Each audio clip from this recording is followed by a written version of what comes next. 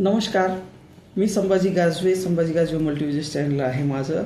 आणि माझ्या या चॅनलमधून आज जागतिक युवा शक्ती दिनानिमित्त युवांना जे इंटरव्ह्यू फेस व्हावं लागतंय, जे की ITI, Turner, fitter, welder, diploma, electrical maintenance वेगवेगळे आणि इंजिनिअरिंग सुद्धा, या सर्व विद्यार्थ्यांना माझ्या या आत्तापर्यंतच्या जीवनामधील जे अनुभव आहे, वेगवेगळे मोस्ट अनुभवी जे डिपार्टमेंटल हेड इंटरव्ह्यू घेतात, त्यांनी जे बेसिकल पॉईंट्स विचारतात, त्या पॉईंट्सबद्दल मी कलेक्ट करून एक तुम्हाला व्हिडिओ पाठवलेला आहे. तसं तर पर्सनॅलिटी डेव्हलपमेंटमध्ये तुम्हाला सगळे पॉईंट्स मिळून जातील, पण त्याही व्यतिरिक्त जे टेक्निकल, जे वेगवेगळे डिपार्टमेंटल, जसं इलेक्ट्रिकल आहे, मेंटेनन्स आहे,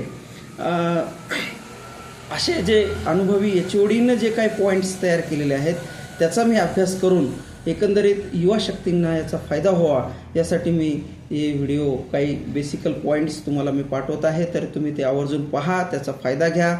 तर आज एक जागतिक युवा दिवस आहे, तर या जागतिक युवा दिवसानिमित्तानं आपल्याला काही याचा फायदा होईल यासाठी मी हा व्हिडिओ तुमच्यासमोर ठेवत आहे.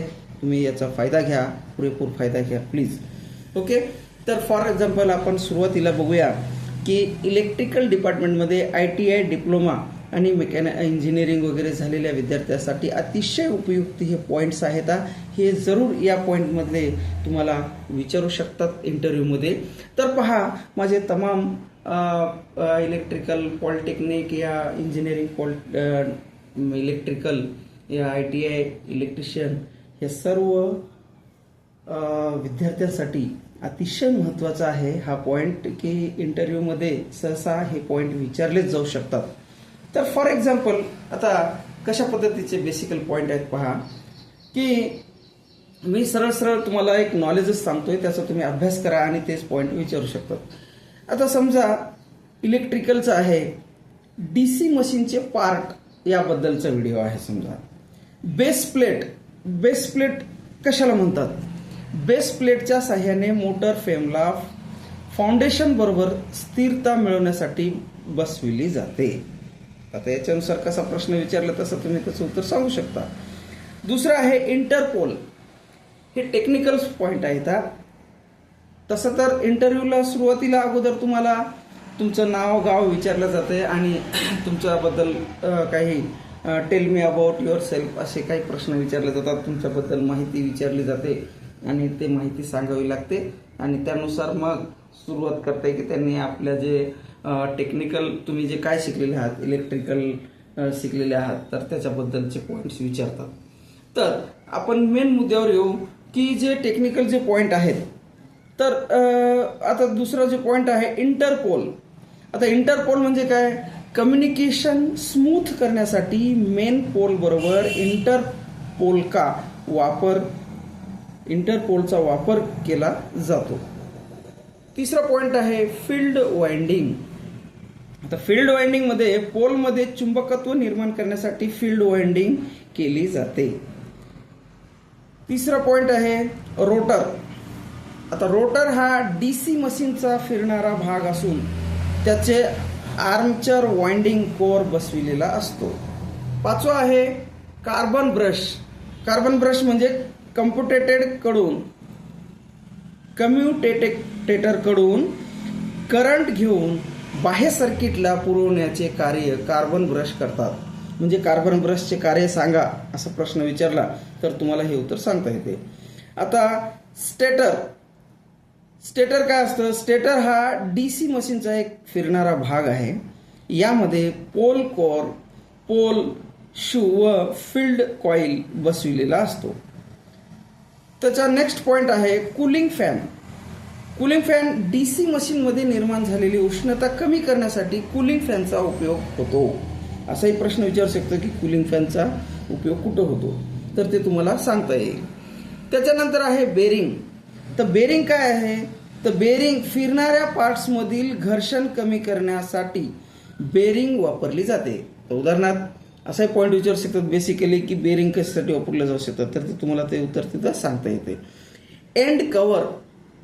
आता एंड कव्हर बेरिंग बसवण्यासाठी काही आर्मेचरला आधार देण्यासाठी एंड कव्हरचा वापर करतात.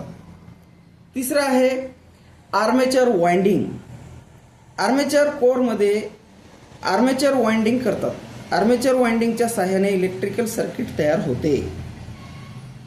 हे महत्त्वाचं पॉईंट आहे. कम्प्युटेटर. आता काय आहे? आर्मेचर कंडक्टर कडून करंट गोळा करण्याचे काम कम्प्युटेटर करते. काय करते? की आर्मेचर कंडक्टर कडून करंट गोळा करण्याचे काम करते.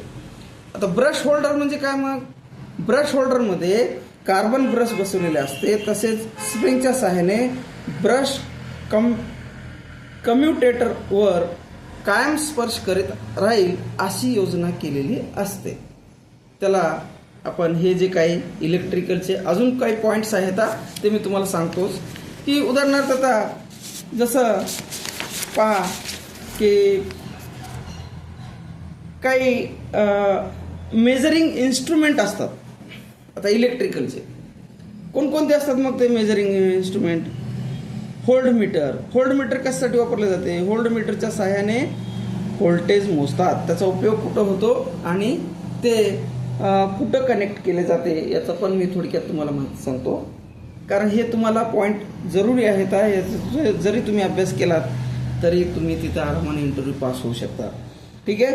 आता व्होल्ट मीटरचा वापर व्होल्ट मोजण्यासाठी करतात आणि व्होल्ट मीटर हे पॅरलल मध्ये कनेक्ट करतात. दुसरा आहे ॲमीटर. ॲमीटरच्या सहाय्याने करंट मोजतात आणि ॲमीटर सिरीज मध्ये कनेक्ट करतात. आता मल्टीमीटरच्या सहाय्याने व्होल्टेज, करंट, रेझिस्टन्स आणि कॅपॅसिटन्स मोजतात.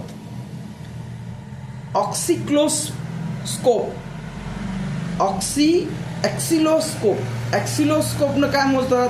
ॲक्सिलोस्कोपच्या सहाय्याने इलेक्ट्रिकल सिग्नलचे ग्राफिकल रिप्रेझेंटेशन केले जाते. ओहम मीटर कशाने काय करतात? तर ओहम मीटरच्या सहाय्याने रेझिस्टन्स मोजतात. वॅटमीटरच्या सहाय्याने पॉवर मोजतात आणि ते वॅटमीटरमधील करंट कॉईल सिरीजमध्ये व प्रेशर कॉईल पॅरललमध्ये जोडतात. गॅलेनोमीटरच्या सहाय्याने करंटची व्हॅल्यू व दिशा मोजतात. गॅलेनोमीटर सिरीजमध्ये जोडतात. लक्षात घ्या, हे खूप चांगले पॉईंट्स आहेत. कॅपॅसिटन्स मीटरच्या सहाय्याने कॅपॅसिटन्स मोजतात. आणि टेकोमीटर काय असते? टेकोमीटरच्या सहाय्याने मोटरचं स्पीड मोजतात. एलसीआर मीटरच्या सहाय्याने इंडक्स, कॅपॅसिटर्स व रेझिस्टन्स मोजतात. Current clamp meter. आता हा करंट क्लॅब मीटर बी अतिशय महत्वाचा आहे. हे पॉईंट विचारू शकतात. करंट क्लॅब मीटरच्या सहाय्याने वायरमधून वाहणारा करंट मोजतात. वायरमधून जे वाहत आहे करंट, विद्युत, तर त्याचे मोजण्यासाठी करंट त्याला क्लॅप मीटर असे म्हणतात. तर मॅग्नेटोमीटर कशाला म्हणतात? मॅग्नेटोमीटरच्या सहाय्याने मॅग्नेटिक फ्लक्स मोजतात. आणि पॉवर फॅक्टर मीटरच्या सहाय्याने पॉवर फॅक्टर मोजतात. मीटरमधील करंट कॉईल सिरीजमध्ये व प्रेशर कॉईल पॅरललमध्ये जोडतात. त्याला एनर्जी मीटरच्या सहाय्याने एनर्जी मोजतात. फ्रिक्वेन्सी मीटरच्या सहाय्याने फ्रिक्वेन्सी मोजली जाते. तर हे अजूनही याच्यामध्ये काही अशी क्वेश्चनरी आहे ते मी तुम्हाला सांगतोय. तर याच्या अगोदर एक लक्षात घ्या की बरेचसे असे हे तर फक्त इलेक्ट्रिकलच्या नॉलेजमधले झालेले आहेत. तर तसेच मेकॅनिकलच्या नॉलेजमध्ये जसं ITI झालेलं आहे मेकॅनिकल या डिप्लोमा, त्या विद्यार्थ्यांसाठी सुद्धा आपले वेगवेगळे व्हिडिओ आहेत. परत याच्याही अलावा की इंडस्ट्रीयलमध्ये जे सेफ्टी LSR जे असतात, लाईफ सेव्हिंग रूल्स, याच्याबद्दल सुद्धा आपला व्हिडिओ ऑलरेडी टाकलेले आहे. तर ते तुम्ही सुद्धा बघू शकता. त्याच्यातून तुम्हाला सुद्धा खूप काही अजून नॉलेज मिळू शकते. दुसरं आहे, आता असा प्रश्न विचारू शकतो की इलेक्ट्रिकल सप्लायरचे 2 प्रकार कोणते आहेत सांगा. तर त्यामध्ये पहा, इलेक्ट्रिकलचे AC सप्लाय आणि DC सप्लाय असते. मग एसी सप्लायचा फुल फॉर्म काय आहे? Alternating current. डीसी सप्लायरचा फुल फॉर्म काय आहे? Unidirectional current. आणि एसी सप्लायरची फ्रिक्वेन्सी किती असते? 50 हर्ट्झ एच म्हणतात त्याला असते.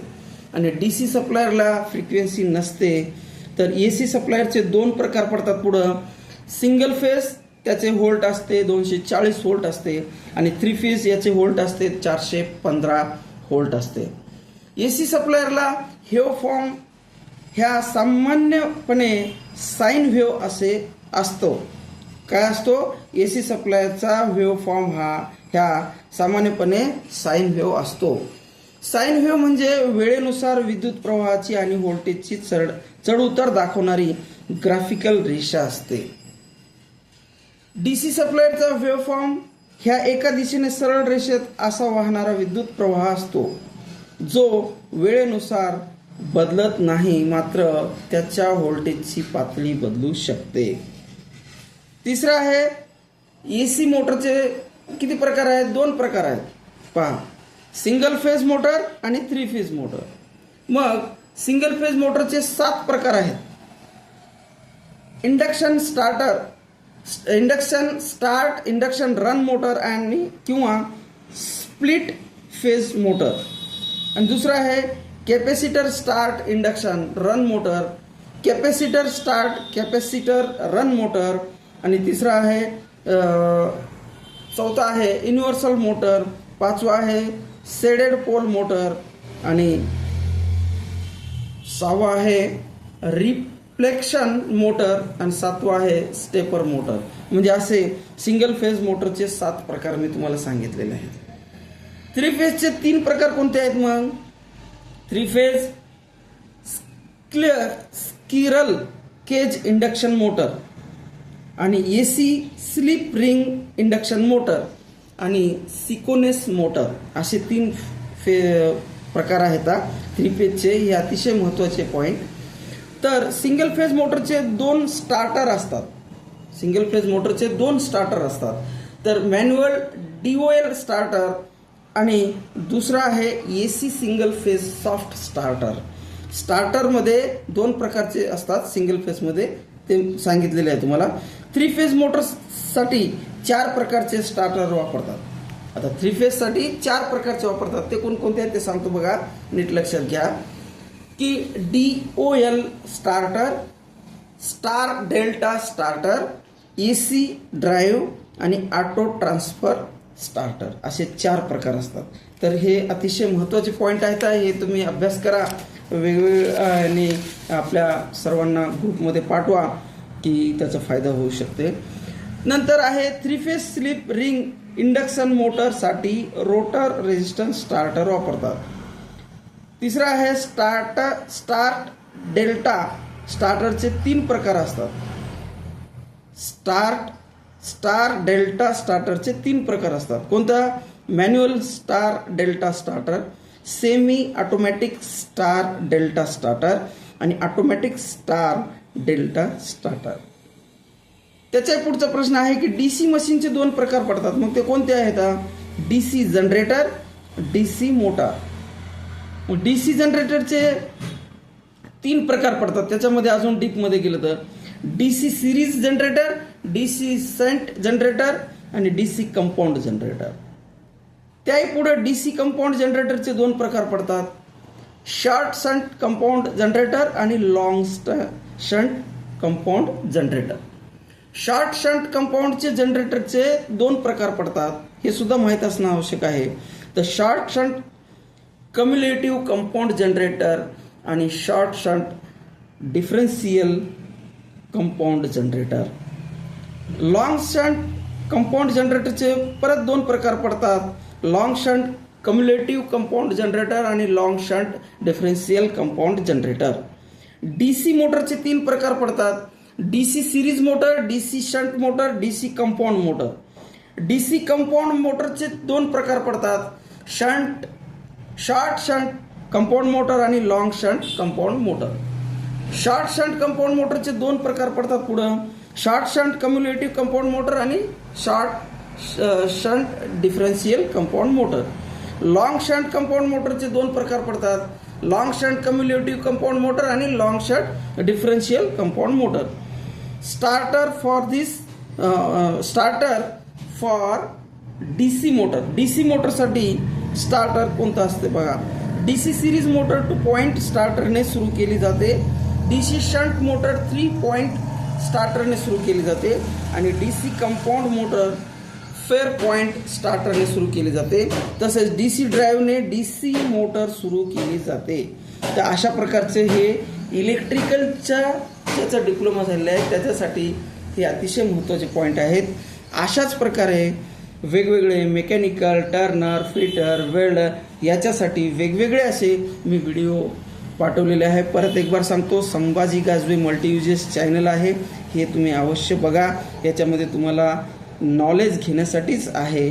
आणि आज जागतिक युवा दिवस आहे, या निमित्तानं मी तुम्हाला हा व्हिडिओ पाठवलेले आहे. तरी सर्वांनी बघा, सर्वांना शेअर करा. हे अतिशय महत्त्वाचा व्हिडिओ आहे. ओके, थँक्यू, धन्यवाद.